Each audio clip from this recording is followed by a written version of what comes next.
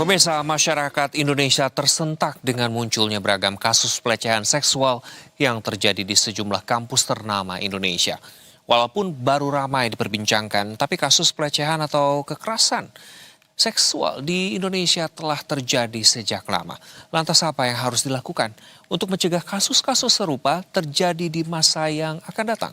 Kami hadirkan selengkapnya dalam sorotan Berita Satu Sore. Marak kasus pelecehan seksual, alarm bahaya bagi kampus.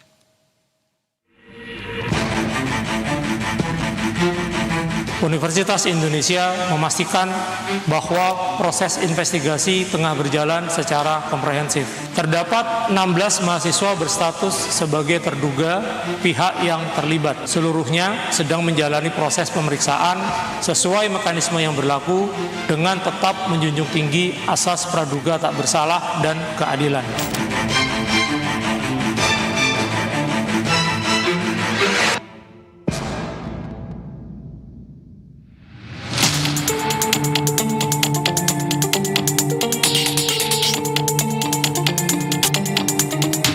Pendidikan menjadi jalan yang diharapkan bisa membawa manusia menuju kehidupan yang lebih baik sejak usia dini hingga pendidikan tinggi. Namun, cerdas secara akademis ternyata belum cukup untuk membawa manusia bisa hidup sesuai dengan norma dan etika yang menjadi ekspektasi sosial. Belakangan, masyarakat Indonesia dikejutkan dengan serentetan kasus tindak pelecehan seksual yang terjadi di berbagai universitas ternama. Deret peristiwa itu memekakkan telinga karena seakan menjadi alarm bahaya yang terdengar dari tempat yang tak pernah disangka, yakni kampus. Kasus pelecehan seksual yang dilakukan oleh sejumlah mahasiswa Fakultas Hukum Universitas Indonesia saat ini marak menjadi perbincangan publik. Pihak fakultas dan juga pihak kampus saat ini terus melakukan investigasi lebih lanjut dan tidak menutup kemungkinan akan membawa ini ke jalur hukum jika ditemukan adanya tindak pidana dalam pelecehan seksual secara online yang dilakukan oleh 16 mahasiswa UI dari Fakultas Hukum. Kasus ini terungkap dari tangkapan layar obrolan berkelompok atau grup chat dengan bahasan mesum yang menjurus pada pelecehan seksual. Hal yang membuat masyarakat tercengang. Para penghuni grup chat itu adalah 16 orang yang berstatus sebagai mahasiswa Fakultas Hukum Universitas Indonesia. Masyarakat pun merasa miris atas tindakan yang dilakukan oleh mahasiswa yang diharapkan bisa menjadi sosok penegak hukum dan keadilan di masa depan. Akibat perbuatan yang dianggap merendahkan harkat dan martabat Sivitas Akademika FHUI, 2 dari 16 terduga pelaku akhirnya diadili di sebuah forum yang disebut sebagai sidang pada 13 April lalu. Saya ingin meminta maaf sedalam-dalamnya, yang saya tahu kata maaf juga tidak cukup. Saya bersedia untuk memenuhi tuntutan yang ada sesuai dengan peraturan yang berlaku. Saya akan bertanggung jawab terhadap semua ucapan saya karena itu perbuatan yang saya lakukan. Walaupun telah ada permintaan maaf secara terbuka, Timotius Raja Guguk, kuasa hukum korban pelecehan seksual yang terdiri dari 20 mahasiswa dan 7 dosen, berencana membawa kasus ini ke meja hijau. Sementara polisi terus mengumpulkan bukti, pihak kampus memutuskan memberi sanksi skorsing selama 1,5 bulan untuk para pelaku. UI menetapkan penonaktifan akademik bagi ke-16 mahasiswa terduga hingga 30 Mei 2026. Selama penonaktifan, para terduga tidak diperkenankan mengikuti seluruh kegiatan pendidikan dan proses belajar mengajar, termasuk perkuliahan, bimbingan akademik, maupun aktivitas lain yang berkaitan dengan kegiatan akademik, kecuali untuk kepentingan pemeriksaan oleh Satgas PPK UI. Pengawasan terhadap pihak terlibat juga dilakukan secara intensif untuk menjaga terjadinya interaksi, baik langsung maupun tidak langsung, dengan korban maupun saksi selama proses pemeriksaan berlangsung. Perlu kami tegaskan, langkah ini bukan merupakan sanksi akhir, melainkan langkah administrasi preventif untuk menjaga objektivitas pemeriksaan, menjamin ketertiban di lingkungan kampus, dan melindungi seluruh pihak yang terlibat. Serupa tapi tak sama, kasus pelecehan seksual dalam grup chat juga terjadi di Fakultas Teknik dan Teknologi IPB University. Kasus itu disebut telah berlangsung lama, bahkan mediasi pelaku dan korban telah berlangsung sejak 2024. Namun, rasa keadilan yang tak kunjung dirasakan membuat korban akhirnya melaporkan kejadian itu secara resmi pada pihak fakultas 15 April 2026. Laporan itu langsung direspons oleh pihak kampus dengan upaya investigasi pada pelaku serta pendampingan psikologis dan akademis pada korban. Badan Eksekutif Mahasiswa IPB menyebut pelaku telah diberi sanksi secara akademik. Berkaitan dengan sanksi itu, SK dari rektor pun diproses. Sementara itu, Rektorat Universitas Padjadjaran Bandung disibukkan dengan dugaan pelecehan seksual yang dilakukan seorang oknum guru besar terhadap mahasiswi program pertukaran dari luar negeri, diduga terjadi beberapa waktu yang lalu.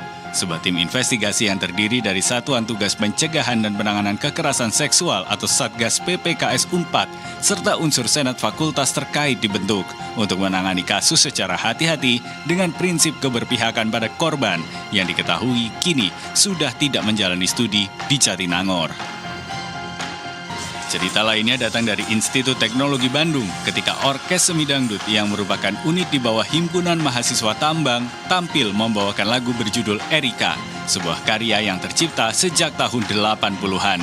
Lirik lagu itu dinilai bernada asusila dan vulgar, memicu empati negatif dari masyarakat khususnya kaum perempuan, dan direspons pihak kampus dengan permohonan maaf serta gerak cepat pembersihan konten di dunia maya yang diakui pihak mahasiswa tidak sesuai dengan norma sosial dan kesusilaan yang berlaku di masyarakat saat ini.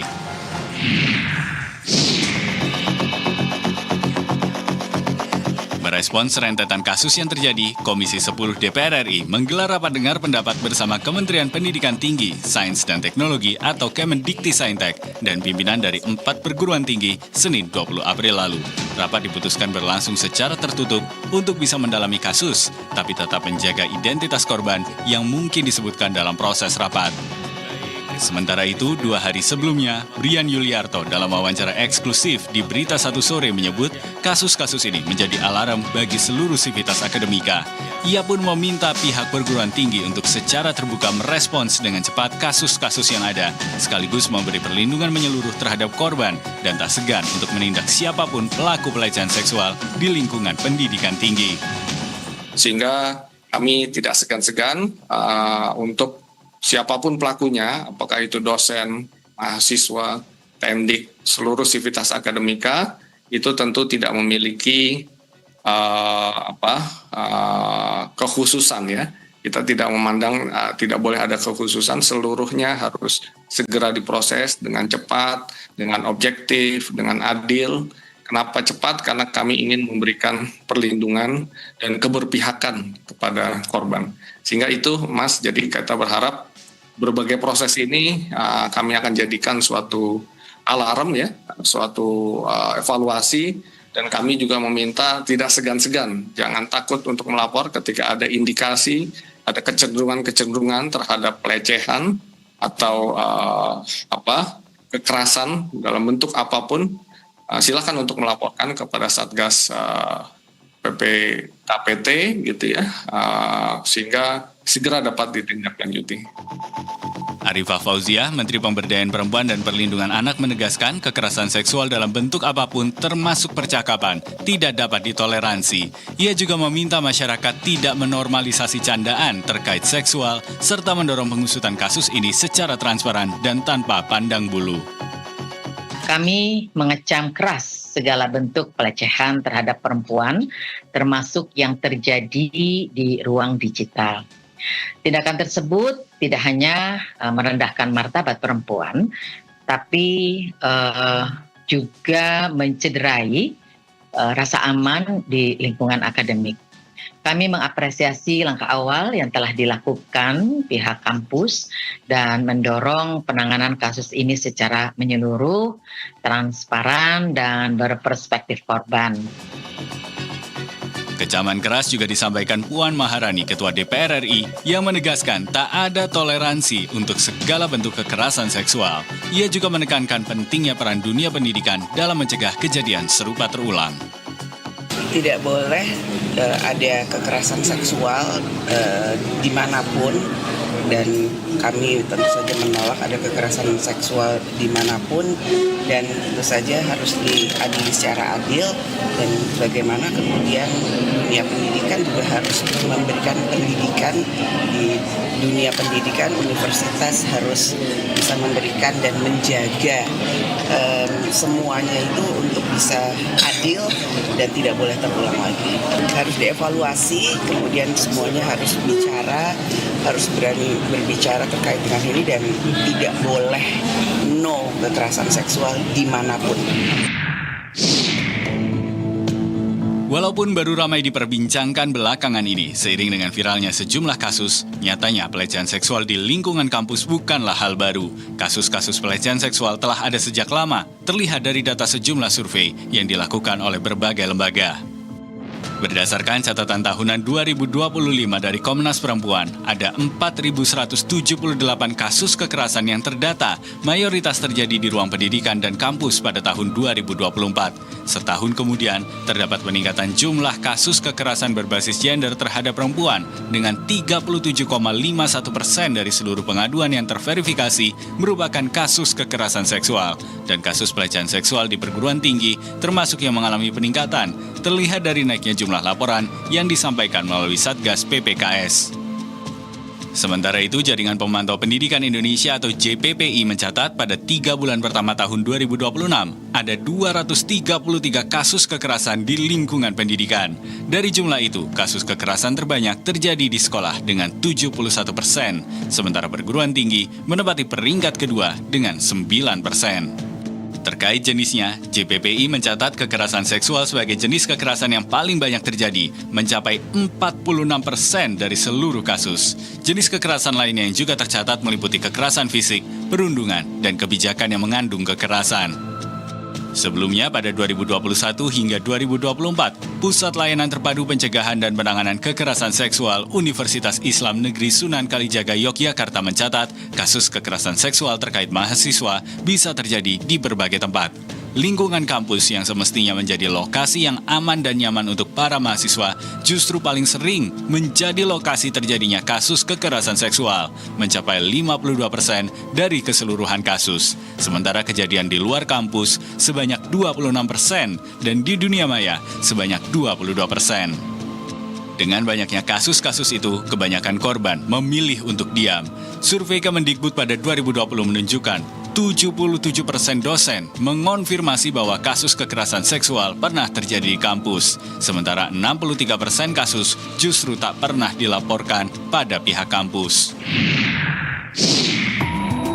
Dugaan pelecehan seksual dapat diproses secara hukum melalui jalur delik aduan. Namun, tak mudah bagi korban untuk berbicara terkait apa yang telah ia alami, ditengarai karena adanya sejumlah penghalang, mulai dari ancaman dari pelaku hingga kemungkinan korban pelecehan atau kekerasan seksual justru 2 kali menjadi korban karena adanya potensi ia menjadi korban persekusi setelah ia atau rekannya berani bicara terkait kasus kekerasan seksual yang terjadi. Kemendikti-Saintek berkomitmen untuk memperkuat kinerja Satuan Tugas Pencegahan dan Penanganan Kekerasan di Perguruan Tinggi atau Satgas PPKPT sebagai wadah di lingkungan pendidikan tinggi di masing-masing kampus untuk mencegah dan menangani segala bentuk kekerasan di perguruan tinggi, termasuk kekerasan atau pelecehan seksual. Putri Langka, psikolog, menyebut seluruh sivitas akademika dapat memanfaatkan Satgas ini untuk berbicara terkait kasus pelecehan seksual yang terjadi. Selain itu, Putri juga mengingatkan bahwa edukasi seksual yang komprehensif penting untuk mencegah kasus serupa terulang. Tak hanya dari institusi pendidikan, keluarga juga memiliki peranan yang penting untuk menumbuhkan kesadaran agar anggotanya tak terjerumus menjadi pelaku pelecehan dan atau kekerasan seksual. Saya rasa mungkin edukasi tidak terbatas hanya di kampus ya, itu harus dimulai dari keluarga gitu ya. Bagaimana cara kita memandang lawan jenis, bagaimana kita bersikap terhadap isu-isu seksual gitu kan. Itu adalah pendidikan yang harusnya sudah berasal dari keluarga. Sedangkan di kampus, pendidikan itu tentu perlu dilanjutkan dan dalam segala lini gitu ya. Mulai dari mahasiswa baru masuk, kemudian dalam kegiatan-kegiatan kemahasiswaan gitu kan. Mungkin masuk juga dalam mata kuliah gitu. Karena bagaimanapun ketika sudah masuk ke kampus, dunianya kan akan semakin kompleks gitu. Mereka akan berhubungan sama orang dari berbagai macam latar belakang, dari berbagai macam nilai-nilai yang sudah dibangun sebelumnya gitu. Nah, jadi kesadaran terhadap psikoedukasi seksual bukan lagi hanya sekedar reproduksi, bukan lagi sekedar secara biologis gitu ya, tetapi juga penerapannya dalam lingkungan sosial, apa itu konsen gitu ya, apa itu pengertian pelecehan seksual dan kekerasan seksual, seperti itu saya rasa memang sudah harus dapat lengkap di kampus. Pemberian sanksi yang tegas dan menumbuhkan efek jera dalam semua aspek bagi pelaku, hingga memberikan jaminan ruang yang aman bagi korban menuntut keadilan dan pemulihan, menjadi kunci penting penuntasan kasus pelecehan maupun kekerasan seksual, baik di kampus maupun di lingkungan masyarakat secara umum.